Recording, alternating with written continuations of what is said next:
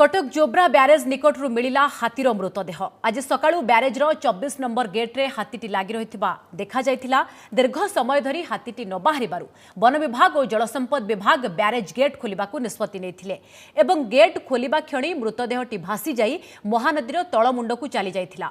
One विभाग अधिकारी और कर्मचारी डंगारे तलमुंड को जाई अनुध्यान करथिले।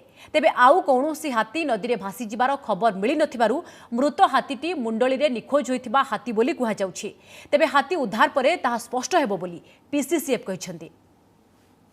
आमर जहाँ जानत भितरे से तले को जो से दिन ही ये हाथीटा से रहीगला आ दुई तीन हाथी तले को भासी थे ता भितर केते गुड़ाक हाथी उठिक ये पलैसी जदि ता भितर आउ कौटू किए गलिक पशि जोटा से पटू पशि सेटा उठिक चंदका आड़ को पलि जाइछन्ति तो यहाँ बाहर पर आम कन्फर्म हो पार कौन से। कटक जोब्रा ब्यारेज निकटू मिला हाथीर मृतदेह आज सकाळु ब्यारेजर 24 नंबर गेट्रे हाथीटी लगी रही देखा दीर्घ समय धरी हाथीटी न बाहर वन विभाग और जलसंपद विभाग ब्यारेज गेट खोलने निष्पत्ति नहीं गेट खोलने क्षणी मृतदेहटी भासी जाई महानदीर तलमुंड को चली जाइथिला। वन विभाग अधिकारी और कर्मचारी डंगारे तलमुंड को जाई अनुध्यान करथिले। तेबे आउ कौनसी हाथी नदी में भासी जिबार खबर मिली नथिबारु मृत हाथीटी मुंडली रे निखोज होइथिबा हाथी बोली कुहा जाउछि। तेबे हाथी उद्धार परे ताहा स्पष्ट हेबो बोली पीसीसीएफ कहिसेंती।